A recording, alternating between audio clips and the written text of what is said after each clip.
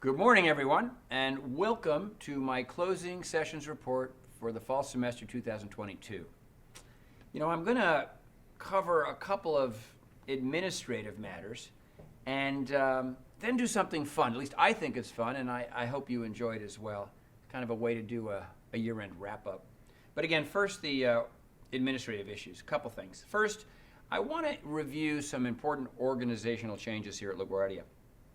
And some of you know about some of these things, but I just want to get them all out on the table at once, and then we're all going to be talking about this stuff in the new year. First, as some of you know, we're moving advising from student affairs to academic affairs under our new provost, Billy Gastick-Rosado. Number two, we recently moved LPAC, the LaGuardia Performing Arts Center, from academic affairs to the Division of Administration and Finance under Evelyn Lomark. Number three in these organizational changes, this happened back in the summer, but we have moved the LaGuardia and Wagner archives from academic affairs, where it used to be, to my office, the president's office, under Nayeli Valencia, the chief of staff. And four, IT is no longer going to be its own standalone division. We have merged it into administration and finance. Now, again, discussions about these changes in the new year, more details, but I just wanted to catch up with you all and make sure folks were aware that that was happening. Second of these administrative things I wanted to touch on is enrollment. And I'm pleased to announce that we have new resources which we're going to deploy to increase enrollment for the spring semester. First, just recently, we got a $500,000, $500,000 grant from one of our donors, Donald Zucker. He has done this before, but I just spoke to him recently, and he's giving us $500,000 in new LaGuardia Merit Scholarships.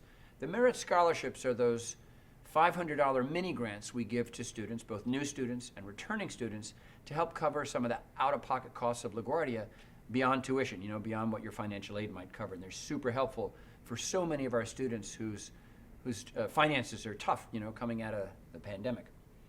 We're also going to make new investments in social media advertising. We've found in our marketing experts have found that very specific targeted social media marketing can be highly effective at getting the attention of prospects, of new students, and getting them interested in LaGuardia. A lot of us, we don't see all of this. This is not like a billboard on the subway. Because it's online, it's on certain platforms, and it's very targeted to the types of students or of individuals that we're seeking to enroll. And it's working, so we're going to invest in what works. We're going to invest in more social media advertising. We also are going to take additional financial support from the foundation and from auxiliary to help students who have outstanding balances, unpaid balances, and are going to be subject to bursar holds, right? If they have an unpaid bill over $500, they can't register for the spring. So we'll use these new sources of funding to help students with those unpaid balances get to a point where they can actually release the hold and register for classes in the spring. Now, of course, the most important enrollment strategy is to keep the students we already have at LaGuardia. And I've mentioned that before, actually, at the beginning of the semester, one of the challenges we face is that our retention rate really fell by about 10% actually during the pandemic, a problem experienced all across CUNY. So we've got to work doubly hard to meet the needs of our students and get them to stay in school, stay in LaGuardia, and register for the spring. We really have to make sure we're doing everything we can, especially again with the help from the foundation, to help students cope with personal challenges that can force them to stop coming to class, maybe for a week or two or three, right? Or formally withdraw, or, as sometimes happens, just walk away quietly. No, we've got to make sure we're helping those students get over those personal obstacles to staying at LaGuardia. And one of the major obstacles our students face today is affordable housing. And I want to mention two new initiatives I'm working on with Rhonda Mooten, the director of LaGuardia Cares, to address this problem. Rhonda and I will have more information about these initiatives in the new year, but again, just to give you a flavor for what we're trying to do. The first is what we call our Airbnb project. This goes back to the summer when Rhonda and I began conversations with friends at Airbnb to do something that's actually turning out to be very helpful for our students. Airbnb is helping us use their platform to identify rooms that are available for rent by Airbnb hosts here in Queens, in private houses. So not someone taking a whole house or a whole apartment, but just a room for a student in a home that belongs to an Airbnb host. And so the platform enables us to identify those apartments for students, and then Airbnb has generously provided vouchers, it's a contribution they've made, that Rhonda Mouton can give to the students so they can acquire those rooms. We're just getting this started. It's helped in a couple of cases where we had students a few weeks ago who were living in their cars. We have other students, obviously, in homeless shelters, and many students kind of couch surfing, if you will. In other words, for a few weeks they might stay with a relative, and then they're sleeping on their friend's floor, and then they're couch surfing. And so their situations are very unstable. For all of those students I just mentioned, if you think about that, it's so hard for them to focus on their schoolwork and do well in their classes and make it to the end of the semester, never mind graduation. So we have to address this critical need for housing solutions for our students. And Airbnb is one approach. The other is a partnership we just initiated a couple weeks ago. There's an organization been around addressing homelessness for a long time, called the Neighborhood Coalition for Shelter. It's run by an amazing woman named Ann Shaloff. And Ann and I met a few weeks ago, and she has invited LaGuardia to participate in a new initiative NCS just launched last week here in Long Island City, Queens. Basically, her organization raised money and was able to acquire an entire apartment building on Crescent Avenue, or Crescent Street, not far from here. And there are 36 apartments in this building. And because of the funding that they raised, they are going to make those apartments available, and they're small efficiency apartments, to CUNY students who are homeless or at severe risk of becoming homeless. The first half or so of the apartments, there are 36 in the building, first half are going to students from Medgar Evers College in Brooklyn, where there's been an acute housing problem for many years. But Ann and I and Rhonda have worked together to ensure that LaGuardia will be the second college to participate in this. In fact, there's already a room available now for a LaGuardia student. And again, this is over not far from here. And of course, the apartment, as I said, is free. So this is a really great initiative. It's called the NCS, or Neighborhood Coalition for Shelter Scholars Pilot Project. We had a ribbon cutting with the Chancellor and Donovan Richards Jr., the borough president, and just to get the building started last week. So these are a couple of initiatives in this really important issue of trying to address our students' housing needs that we have underway, and we're going to try to scale up in the new year. The way to increase them, a way to support more students, is to raise more money. So I have just proposed at our board meeting last week to the Foundation Board of Directors that we create a new dedicated fund specifically for housing needs. It's called LaGuardia Housing Solutions, and it will be a dedicated fund in the foundation. We will do fundraising with donors and others specifically to put resources, to put money into that fund, and then it will be like a reserve that Rhonda can access when in these emergency situations she needs to help a student, for example, with an Airbnb voucher or with one of the other solutions we're working on. So very excited to give you that, just a window into what we're doing as we address this issue. I'd be remiss if I didn't remind you all that, hey, it is the holiday season, end of the year, and Rhonda would want me to remind you that any contribution you can give, from $1 to $100,000, any contributions that you can make at the end of the year to LaGuardia Cares for our food pantry, emergency medical support, medical bills that have to be paid for example, housing solutions, is super, super appreciated. And to all of you who have already contributed to LaGuardia Cares over the course of 2022, big thanks from all of us for what you do to help our students. Now, I did say something fun in the works here, so I think this is fun. It's fun for me. I hope it's okay, fun for you.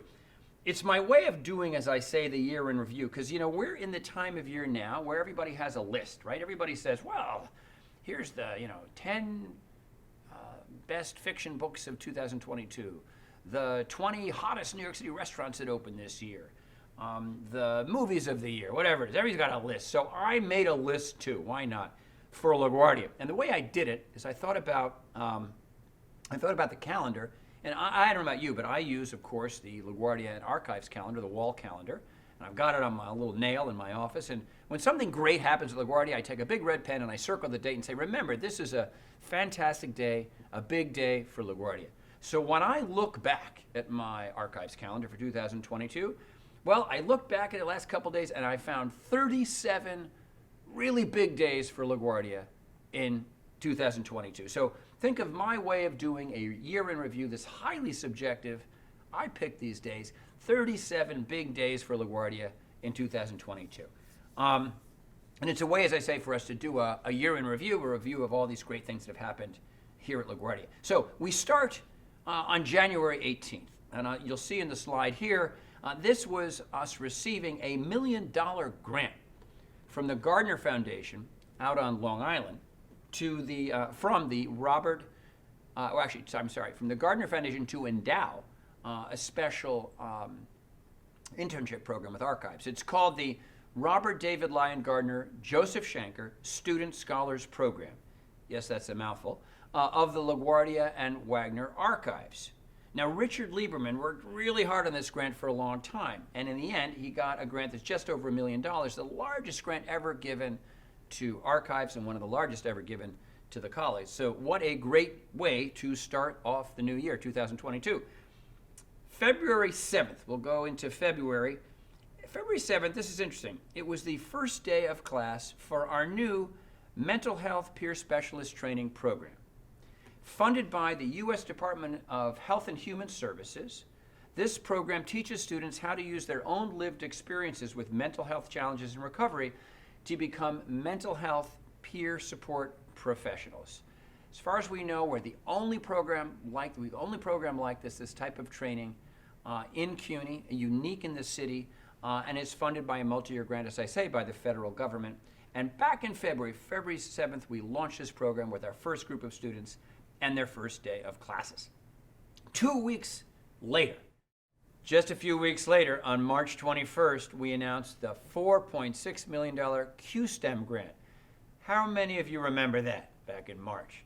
Well, working together, LaGuardia and Queens College secured a $4.6 million grant from the U.S. Department of Education to prepare thousands of Hispanic and low-income students to enter fast-growing STEM fields. This funding will enable us to launch the Queens STEM Academy, which is going to smooth the transfer pathways for STEM majors between LaGuardia and Queens College. Later, March 31st, yes, I circled that day as well, because it was the deadline for the largest fundraising campaign in LaGuardia history, our $15 million Tomorrow campaign, run by, of course, the foundation. And we achieved our goal on that date, the 31st, by hitting the $15 million mark, producing a critical reservoir of support for students with emergency financial needs created by the pandemic. Big thanks to Karen Dubinsky, Susie Scanlon-Rabinowitz, the outgoing chair of our foundation. She served for 5 years leading all this fundraising work, and to the foundation board of directors with Susie, and of course our many generous donors. Well, let's move on into April. I circled Wednesday, April 20th. Why, you wonder? Because that was the day we received word that LaGuardia had been selected as a semifinalist for the Aspen Prize for Community College Excellence. Now that means we made the cut to the round of 25, if you will, which is quite a distinction when you think about the fact that there are about 1,200 community colleges in the U.S. So we're like top 25. Now, our success was due, it must be said, to the efforts of Associate Dean Eric Hoffman, who wrote the application, which I have to assure you was long and complicated and many, many steps to that process. He did a great job. I have to say we didn't advance to the knockout round this year, but we are optimistic about our chances next time. And again, honored to be part of the top 25. Let's go to May. May 10th, a day I circled on my archives calendar because that was the day, and you can see their faces here, these portraits. That was the day that 5 LaGuardia professors were named 2022 Mellon American Council of Learned Societies Fellows, and the largest number of fellows selected from a single community college in the entire country. Again, because 5 of our faculty members were chosen all at the same time. Only place you could say that that happened. Who are they? These are Professors Paul Fest and Joy Sanchez-Taylor from the English department, Professors Dushana Podluka and Nicole Shippen from social science, and Professor Ari Richter from humanities. And each one of them is going to get a $40,000 grant from the Mellon Foundation to support their academic research. Big congratulations to the 5 of them, our winning LaGuardia team. Now, a day later, just one day later, Wednesday, May 11th, That's the day, some of you may remember this now, we took over 29th Street. Yes, the block of 29th Street between the C building and our beautiful parking lot. And we took it over thanks to the leadership of students in President's Society Environment and their faculty, their terrific faculty advisors.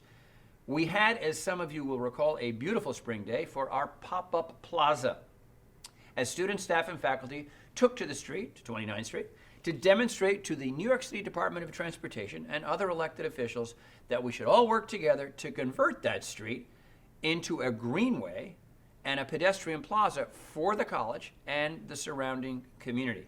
So it was sort of a demonstration, again, to DOT, and it went really well. Some of you will remember we had fun and games and displays and people and music and activities and food all up and down the street to prove that we can make this a really vibrant community space, and that we should actually demap it as a through street.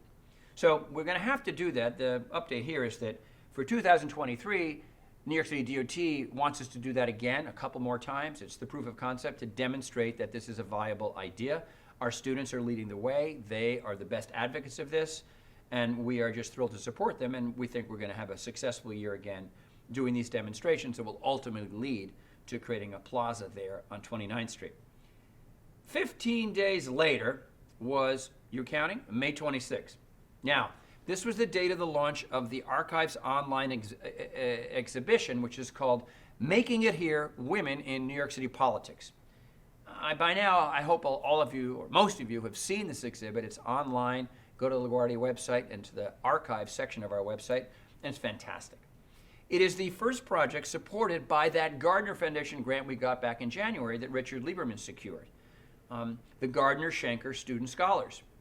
And these student scholars researched women in local government and used the Archives City Council collection, which of course we're famous for, to create an online exhibition to honor the first female majority leading the New York City Council, right? Women for the first time are a majority of the 51 members of the council. You see in the photograph here, that's the group. Now, spoiler alert, the upcoming 2023 Archives calendar, I saw the draft yesterday, is called Rights, Reform, and Resistance, and without saying much more about it, it's beautiful, but it's based on this very same important student research. Okay, we're moving to June. Let's jump ahead to June 5th, because on Sunday, June 5th, an enthusiastic group of students, faculty, and staff marched in the first post-pandemic Queen's Pride celebration. We had amazing weather, and we were joined by other colleges in the growing CUNY LGBTQIA+ consortium, which, by the way, LaGuardia founded, and now we actually lead it thanks to Professor Ali Brashears. And by the way, if you see the students here getting ready to march, we had to wait for a while before we could join the line of march. They're wearing a t-shirt designed by a LaGuardia student, and that was the official t-shirt for all the CUNY participants in Queen Pride this year. It's a great, great day. Now, the 21st of June, longest day of the year, right? The solstice. This was our first in-person commencement in 3 years. And it took place, as most of you will recall, and you may be able to tell in the picture, on the beautiful campus of Queens College on Tuesday, June 21st. New York State Governor Kathy Hochul and Queensborough President Donovan Richards joined us as this was our 50th anniversary commencement. And it was a fabulous event. By the way, some of you may recall we had two student speakers, a student speaker who was graduating, Talha Islam, and an alumnus speaker who we had invited back, Leila Numania, and they both gave incredible, incredible addresses to the graduates. Now, I stay in touch with Talha on LinkedIn. He transferred, after LaGuardia, right, he transferred up to Cornell, where he is now, finishing up his semester. Anyway, we stay in touch, and just wanted to share this, that a couple of weeks ago, he wrote me a note via LinkedIn with evident pride. He said, President Adams, I tell everyone at Cornell University that I went to LaGuardia. He's very proud, and that's nice. Thank you, Talha, for promoting LaGuardia up in beautiful Tompkins County, New York. Now, 2 days later, June 23rd, this was the culmination of, at least 3 years of work by lots and lots of people.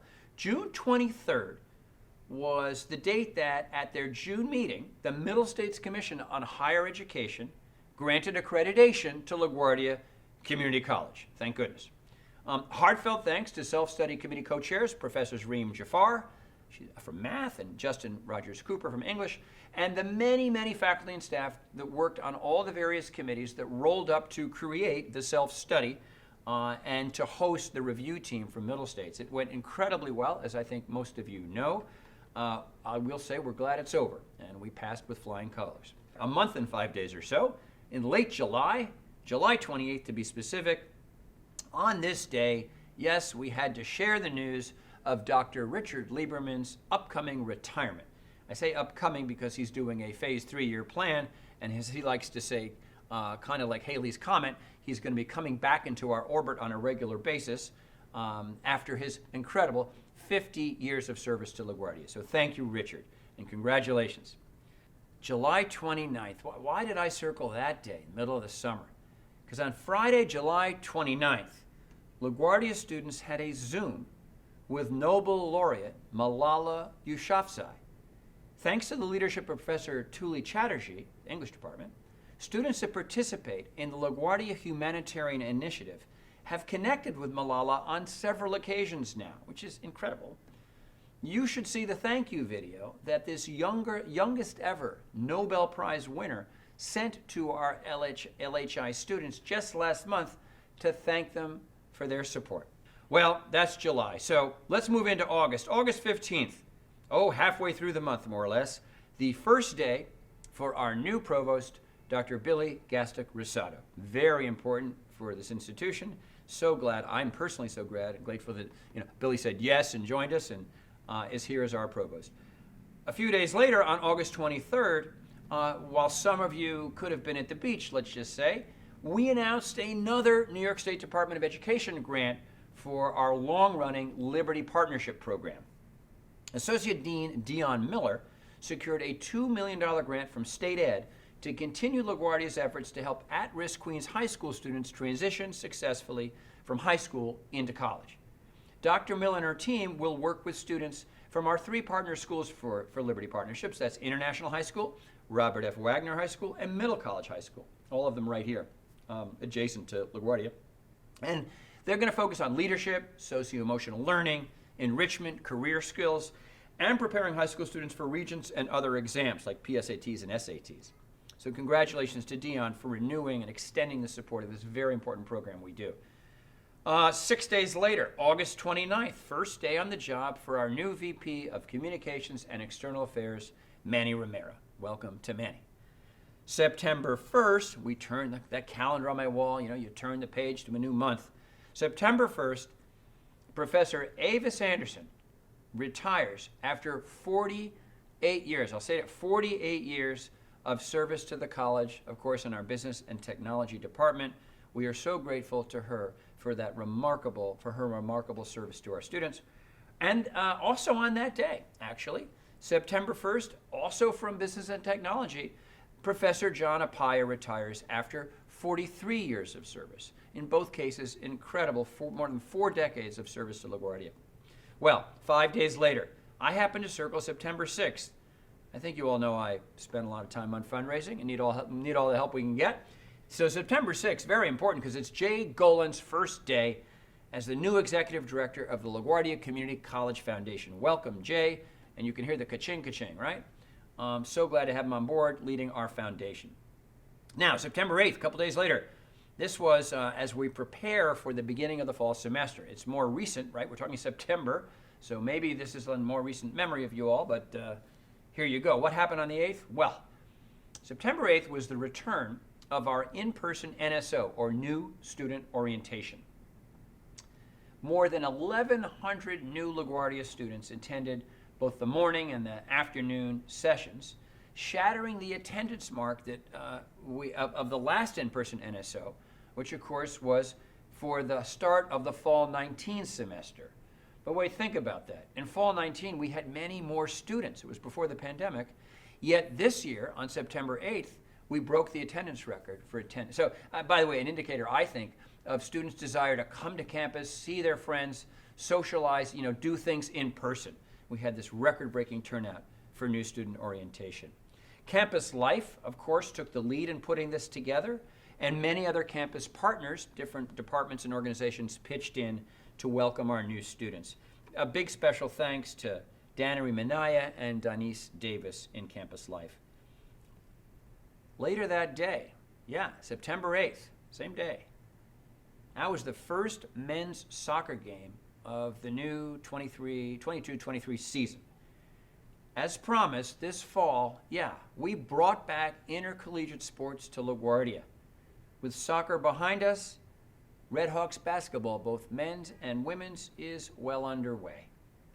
I want to give a big thanks to Dr. Faye Butler, Interim Associate Dean for Student Success, and our terrific Director of Athletics, Andy Walker. The two of them worked really hard all summer long to restore competitive team sports to LaGuardia. We had not had that in many years, and it's not just soccer and basketball, but we'll have volleyball and track and field and other sports coming up. And this is a lot of work to bring these sports and these teams back, to rejoin the leagues, the CUNYAC, for example, the CUNY Athletic Conference, and to maintain all the strict compliance for scholar athletes. These are all full-time students. They're excellent students and excellent athletes, and they make us proud.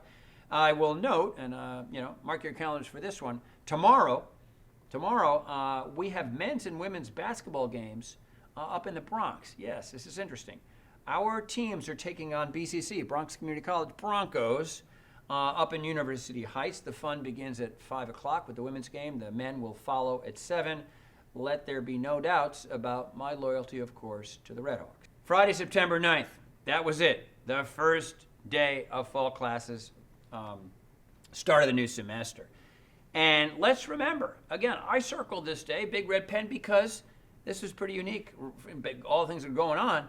On the first day of classes this semester, we welcomed 23 new full-time faculty. That's right. Thanks to funding from Governor Kathy Hochul, who put funding together for CUNY's new lecturer lines all across the system. And LaGuardia was a great beneficiary in that we could hire 23 new full-time lecturers. Welcome to all of you again. Let's also note that the start of the fall semester was really our post-pandemic return to campus, with 66% of our classes in person back here on Thompson Avenue. Well, a couple weeks later, Tuesday, September 20th. Why did he circle that day? What happened? Well, really interesting. At precisely 12:39 p.m., the admissions team over in the TELC, the English Language Center, enrolled our 2,000th ESL student since January 1st, virtually doubling the program's enrollment over 2021. Did that by September 20th. This is not a surprise when you're the largest provider of ESL, English as a Second Language, instruction in the whole city. Congratulations to Liz Ionati and her amazing TELC team, who, by the way, continue to enroll students now planning for 2023. But that was the day we hit the 2,000 student mark, September 20th. Fantastic. Now, only a couple days later, on the 22nd of September, we got another important grant. This was a $3 million grant from the U.S. Department of Health and Human Services, specifically the Health Resources and Services Administration, or HRSA. They announced their decision to fund LaGuardia's new Community Health Worker Training Program. Congratulations to Hannah Weinstock and Barbara Hart, who led this initiative and have already begun recruiting students, and they're in the program, and they're doing their training and their internships in community health as we speak.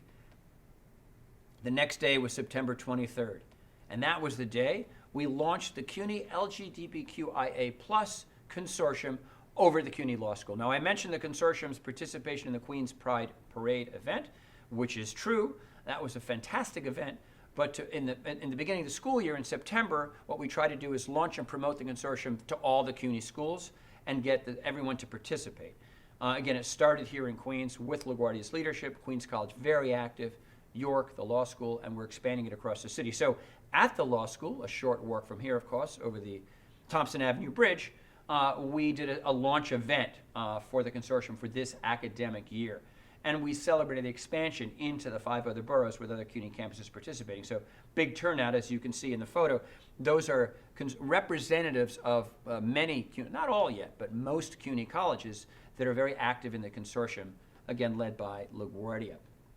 And I would point out, I say Dr. Ali Brashears, who is the chair of the whole CUNY-wide consortium, gave a really terrific opening address to start the proceedings at this event. Okay, what happened 3 days later, you're wondering? Why are we celebrating September 26th? Because, another great addition to our team, this was the day that Craig Green, it was Monday, his first day on the job as our new CDO, our Chief Diversity Officer and Title IX Coordinator. This was a vacancy that we had sought to fill all year long. Delighted that Craig, grateful to Craig, who has many, many years of experience in doing this work, that he said yes and joined our team and is with us now.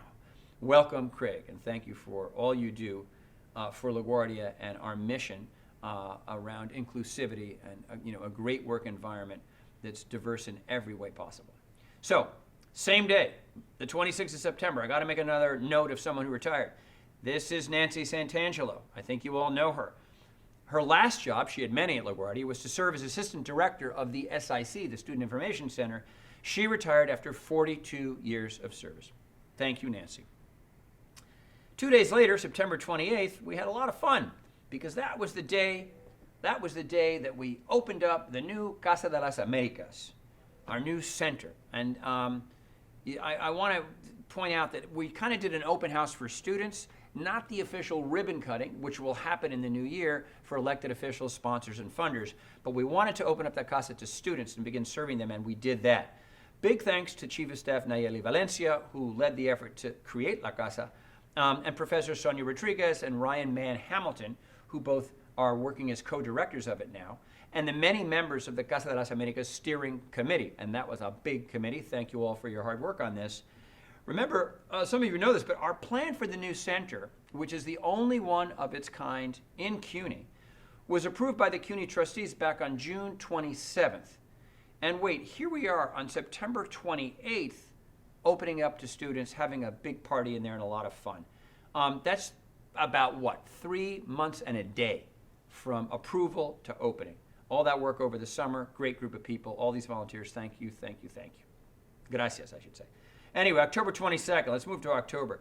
This was a glorious Saturday, beautiful fall day.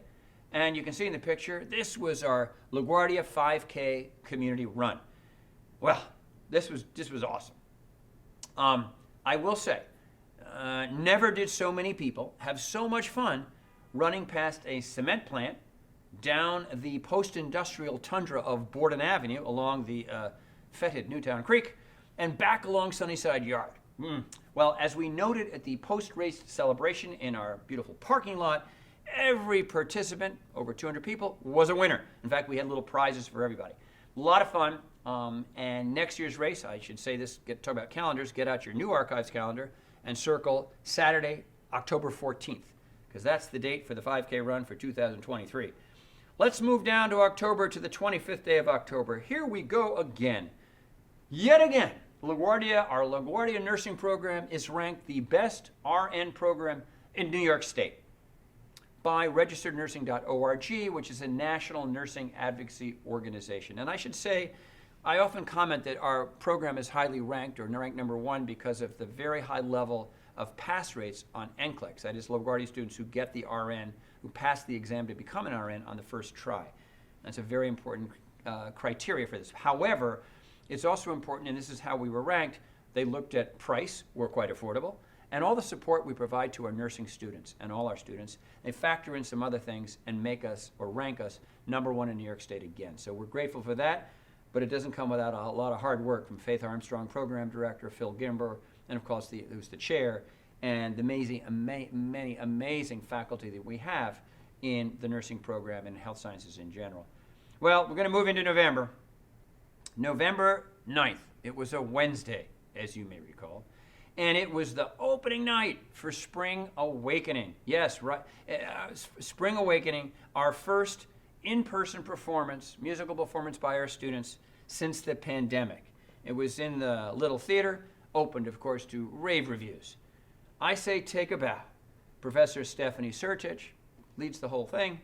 The cast, the musicians, the crew, all the amazing students, take a bow. It was wonderful. And big thanks, I should add, to Carmen Griffin and her tech team backstage at the Little Theater and up in the booth for supporting the production in so many ways. Later on in November, we circle, or at least I circle, the date of November 29th. Not because it was a lot of turkey leftovers or something like that. No, this was an auspicious Tuesday because we launched 3,000 Heroes. Yes, 3,000 Heroes. We launched this thanks to a capital grant of $5 million from New York City Council member Julie Wan and Council Speaker Adrienne Adams. 3,000 Heroes, if you haven't heard this yet, is LaGuardia's new campaign to graduate 3,000 frontline healthcare workers over the next 5 years. Yes, you can do the math. It's 600 graduates of these various programs over the next 5 years. Means that we will be, if you will, contributing, providing to the city of New York 3,000 frontline healthcare workers. It's amazing. These will include, of course, our nurses, LPNs, EMTs, paramedics, mental health peers, community health workers, pharmacy technicians, and other healthcare professionals trained and educated both in our degree programs in health sciences and in our ACE programs, our adult and continuing education programs, to be these frontline healthcare workers our city, especially coming out of the pandemic, so desperately needs. A day later, November 30th, this is interesting. This is the day that the LaGuardia Senate, our leading governance body here at the college, under the leadership of Chairperson Christy Bruns, Professor of English, approved the proposed revisions to the LaGuardia Governance Plan. And kind of like the middle states work I mentioned earlier in this list of great days, this also took actually 2 to 3 years of work. This was a lot of work by some very hardworking volunteers on the committee. So specifically, I want to recognize the work of the members of the Ad Hoc Governance Plan Revisions Committee, which was led by its chair, Leslie Scamacca. And Leslie, as you all know, is a professor of travel, tourism, and hospitality. And she and her committee members, co-members of that committee, did all the real research and work around updating our governance plan, presented their recommendations to the full Senate and the body that approved them on November 30th. So thank you all for that. More details on some of that in the new year. Let's move to December. Now, this should be recent memory, but you might not know this. And here you see a picture of Paul, of course. Our senior vice president and provost, Paul Arcario, retired officially on December 1st after 35 years of service to LaGuardia. You know, we had a fun party for Paul back in the summer. We've announced his retirement kind of around July 1st, but it became official when he signed his paperwork and all that on December 1st. And of course, as a lot of you know, a good thing happened in all of this, which was he got a grant to do the mindfulness workshop. So Paul continues to visit us frequently to teach and do workshops on mindfulness, and we're grateful to him for that, and also for the fact that it enables us to stay in touch. And he and I, in fact, had a wonderful dinner here in the neighborhood just a couple weeks ago. Next day was December 2nd, and another retirement that bears recognition, Nasreen Rahman, who worked for 35 years in the library. Nasreen was an administrative assistant in the library, and again, devoted herself to serving our students and her colleagues in the library. And we wish her well in her retirement. Congratulations, Nasreen. 1 week later, Friday, December 9th, that last Friday, we participated in the first in-person Queensboro Correctional Facility Resource Fair since the pandemic. Under the leadership of Professor John Cheney, LaGuardia faculty and staff participated in the Fall Resource Fair at this docks facility, which is behind us right here on 47th Avenue, the Queensboro Correctional Facility, longtime partner to the college. At the event, they shared information about LaGuardia programs with residents of the facility in preparation for the expansion of the LaGuardia Queensboro Educational Partnership in 2023, the new year. And here, by the way, is a picture of former QCC resident Marvin Wade. He enrolled in LaGuardia when he had completed his sentence, thanks to the support of Professor Cheney, where he began an educational journey that led him to earning his college degree. And if you're wondering, that's Mr. Wade studying, yes, in the LaGuardia Library. You know, this is the 37th, if you're counting, the 37th big day, at least on my calendar for 2022.